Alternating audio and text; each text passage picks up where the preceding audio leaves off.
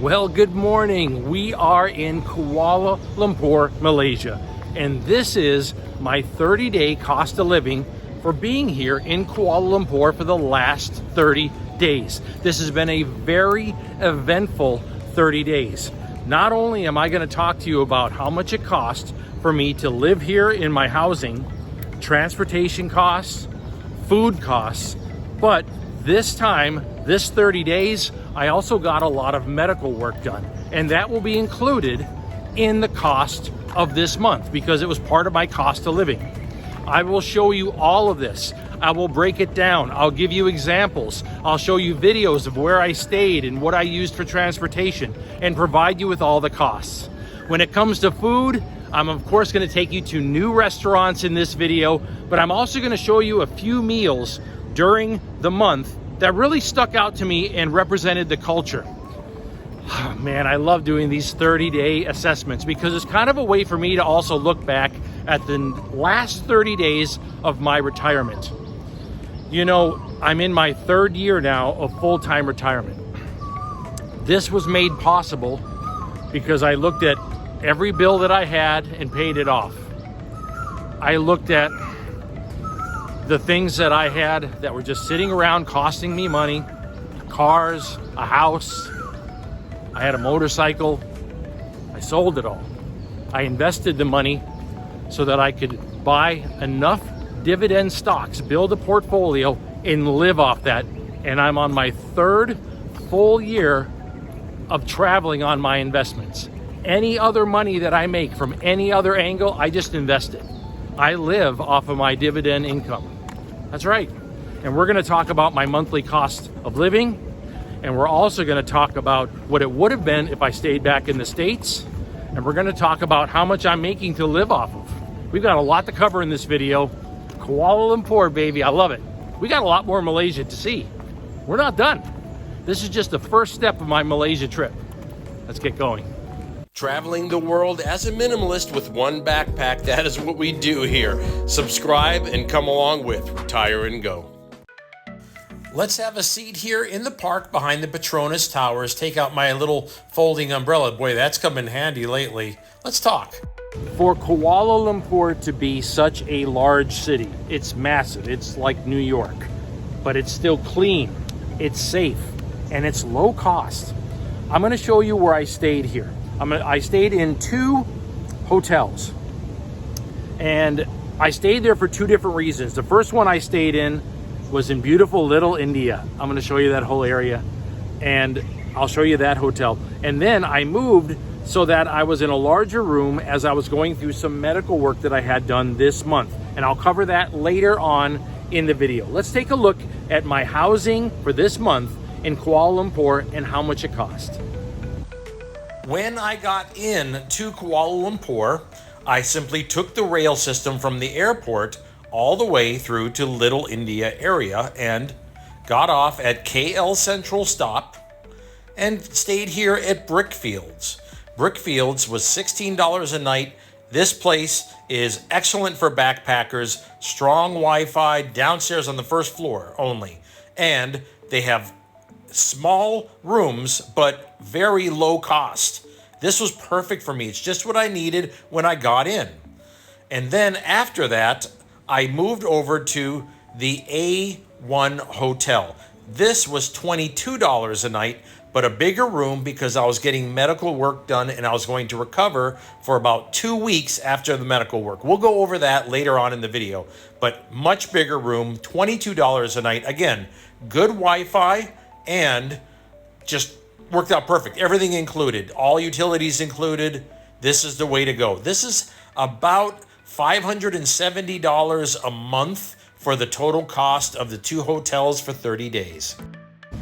You know, back in the States, I had car, motorcycle, and I loved them. They were great, you know, and I didn't own like outrageously expensive things like cars and motorcycles. They were reasonably priced, but at the same time, they cost me a lot monthly. Registration, insurance, gas, maintenance, taxes, inspections, all of it. It's such a hassle and it's such a drain on your financial life. It's such a stress to own a vehicle back in my home country. And I think in most Western countries, owning a vehicle is like a luxury. It's a drain on you emotionally because of how much you have to deal with that vehicle. God forbid you get into one accident. Oh my gosh, one accident and your entire month's budget is destroyed. And then the insurance company says, we're no fault insurance, but we're still gonna double your insurance. Wait, how does that work? We can't explain that to you. But yeah, you know, I'm just glad I don't have a vehicle anymore. Let me show you how I get around here in Malaysia. From when I first get in to Kuala Lumpur, you take the rail right from the airport into the city, and you then connect to what's called KL Central, and that will take you throughout the city. The usefulness of the monorail and train systems in Kuala Lumpur is incredible. You can get around everywhere. This particular rail to go from the airport into town, that was about $6, but most of the rails, like this one here to commute with, is about $1, maybe $2. And if you're going to be here for a while, you can get longer passes. But for me, you know, primarily I'm not even using the rail unless I need to get to a specific area. And using the rail, don't get me wrong, wonderful, I love it. But I generally walk. This is how I get around. I get around using my feet. It's exercise, and I get a chance to find things I didn't expect, restaurants I didn't know about, things to film. I love it. The rail system in Kuala Lumpur is excellent. It can get you around and not at a high price. It's also very easy to utilize as far as setting up apps if you're going to be here for a long time, so you don't have to pay for each trip. But overall, I am just a walker, and I didn't mind these rail systems at all. This is how I get around when I'm in Malaysia. This is how I get around primarily. I also use the Grab app quite a bit. It costs me about $5 for a short trip, but generally 10 to 15 for any long trips I'm taking. This has been the month for me to bring my little folding umbrella everywhere I go. It's been quite rainy, but it's nice. It's not rainy the entire day. It moves through and really pours down on you. And that's the reason why I'm glad that I wear the clothing that I wear. Everything that I wear dries very fast. The pants, the shorts, the shirts that I wear, everything dries quickly. And also the shoes that I wear, I can wear right through the craziest rainstorm. They stay on my feet, they protect my toes, and they can get soaking wet, and it doesn't matter. When I get back to my hotel room, they just dry overnight. So these Keens have been perfect. I want to talk next about another big expense of travel, which is of course food. It's a big expense. I probably cut my food bill in half from the United States. I most likely had a food bill like this right here back in the States monthly, and now traveling it's something like this. So it's about half of the food bill. And I want to show you some of the great meals that I've eaten, and I'm also going to take you to new restaurants as well. So we'll go see a new restaurant now, and later in the video I'm going to take you to another place as well. We'll spread it out. The cost of food is so important because a lot of people in retirement, they have a hard time affording good food, especially healthy food. So they have to turn to unhealthy food. That's no way to live retirement. You're going to lose a lot of your retirement because of your poor health. And living in Southeast Asia this way, especially a low-cost place like Malaysia, I can eat well and live well. I want to first show you banana. I'll have some of this right here. Yep. That. Banana is a traditional restaurant, and it's stuck out in my mind, so I had to give it a special honorable mention here today in the video. The raita, I love that. That's so good. Ooh, thank you. I'm going to show you another restaurant. However, I had to mention this place. It's just wonderful. This is a place downtown where a lot of the downtown workers will go for lunch. Now, back in the US where I'm from, these kind of places in the center of town, $25, $30 for a lunch, maybe 40. Okay. And I went in and I ordered 2 different dishes. They have tea set up for you, hot tea.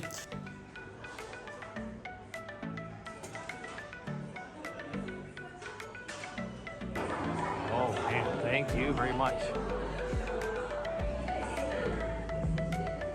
Whew. Oh, thank you so much.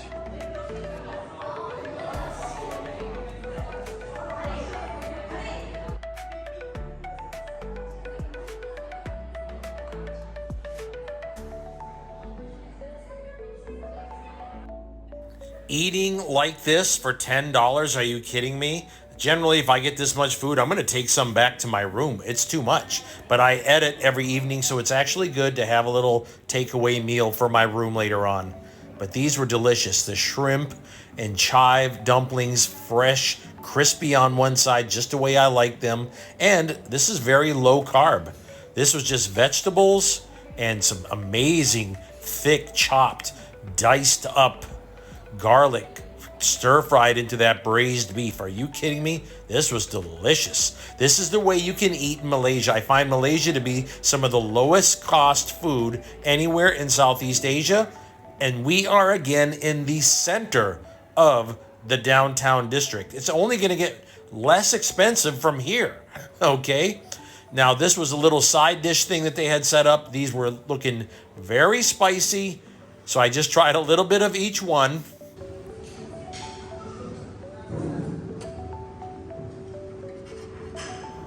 The reality, though, it was like a soy sauce, and these were very lightly cooked. They still had some nice crunch to them, and just a little bit of crushed red pepper.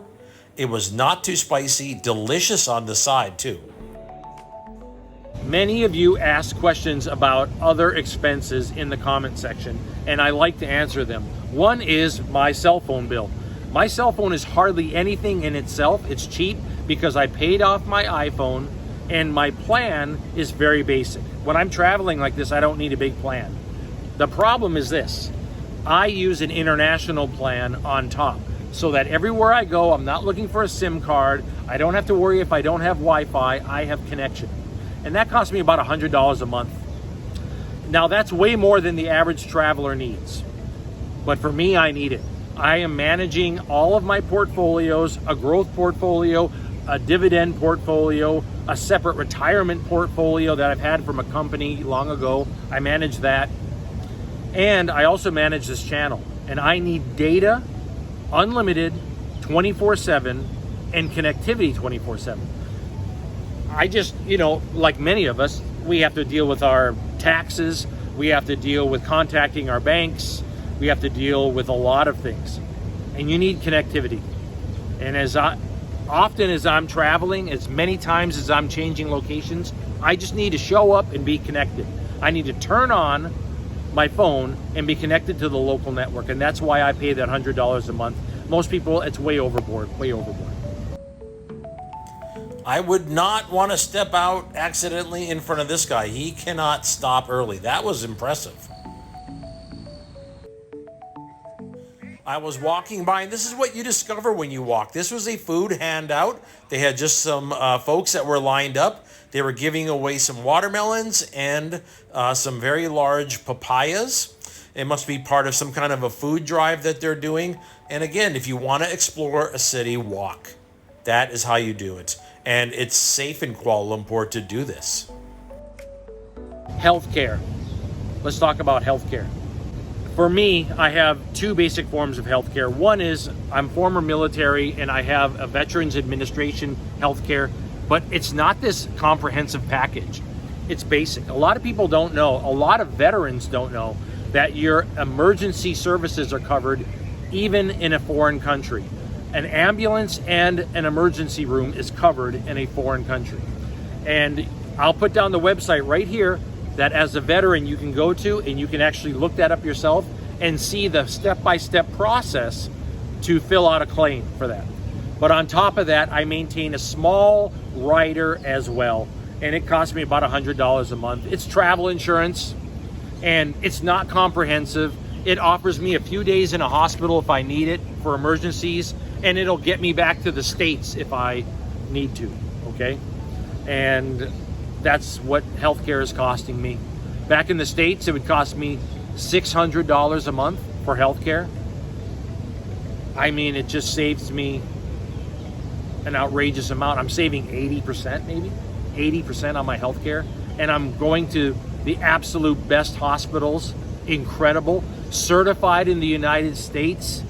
They get certified every 2 years to have a global certification, and I just go there. A lot of times I just pay cash because it's cheap and very professional.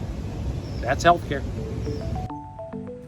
Ah, yes, Kuala Lumpur. Beautiful, big skyscrapers, everything you can imagine. There's nightlife here, restaurants, shows, everything that a big city can offer you. But you don't have the crime. You don't have it being filthy. I love that. The laundry services here, there are plenty of do-it-yourself laundry, and it's inexpensive. I'll show you some prices here. But yeah, just do your laundry as you're traveling. I find this all over Southeast Asia. Here's a list of the prices so you can check them out. And of course, how to pay right here. But for me, I use this system. I found this little plug when I was in Vietnam years ago now. It's been over like 2 years, and I found that. And I just put that into whatever sink, wherever I'm traveling. I just travel with that plug. Fill it up with water like this. Throw in a packet of detergent. You have to remember, I don't travel with a lot of clothing. I travel with a few items. And so it's very easy for me to do something like this with hot water. And I just wash my clothes, hang them up to dry. It's very simple. And it costs whatever the packet costs, which, like when I'm buying these packets in Thailand, they cost maybe less than 25 cents each for these little detergent packets. My total cost now to live in Southeast Asia, it has never gone above my $2,000 budget. Never. Now, this month, it has. Why? Because of the medical work that I had done. I had medical work done that was something I've been wanting to get done for years. I had not only blepharoplasty, see, I'm getting better at saying it, blepharoplasty done on my eyes, the lower eyelids. I also had a small mole removed on my chin that I always nicked with my razor. And so I had some work done. This has to be added to this month, because this month in Southeast Asia, I went over my $2,000 budget. Usually, I never do. What is the total cost then for me? Oh my gosh, are you kidding me? Let's take a look at my total cost living in Southeast Asia right here. This includes the medical work. Without the medical work, okay, I'm still so far under my budget that I continue to buy $500 a month of more dividend stocks. I add $6,000 a year to my retirement while I'm retired. That is possible by changing my location to a low-cost living location. Yeah, this is possible, and it's possible without having a lot of money. It involves paying your debts off, building an investment portfolio, selling the crap you don't need, closing all your subscriptions and memberships and things. Stop buying stuff trying to, wear fancy things and drive fancy things and all that. Stop that.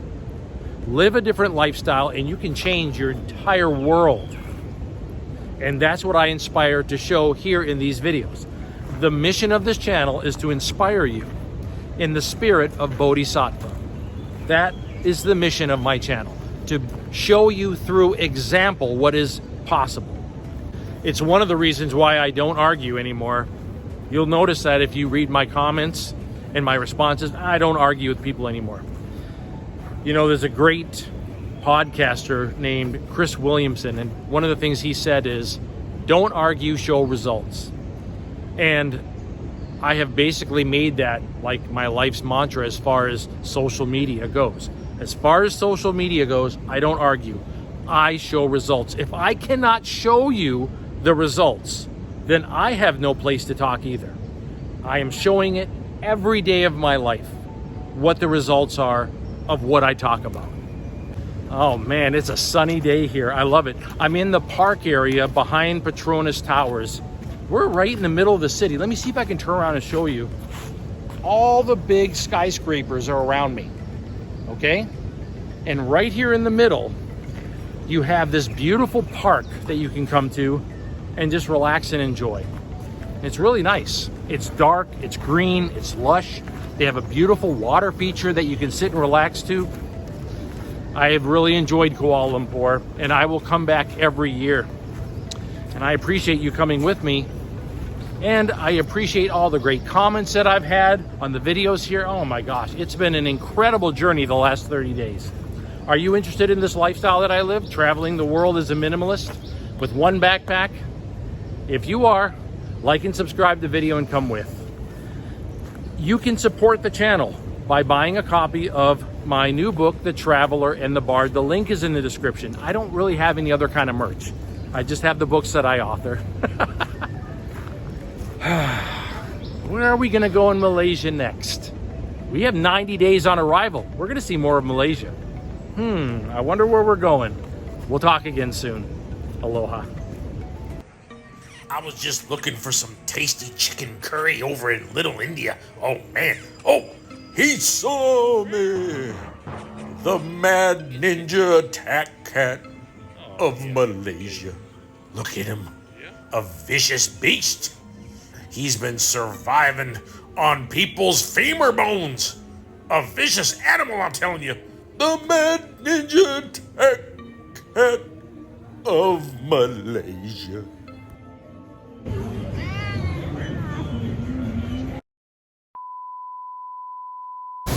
Here's another shot getting set up.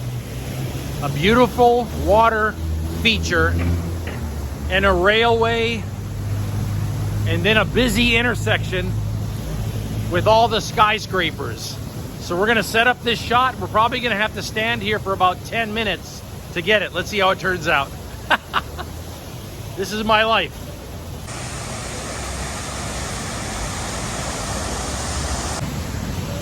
Okay.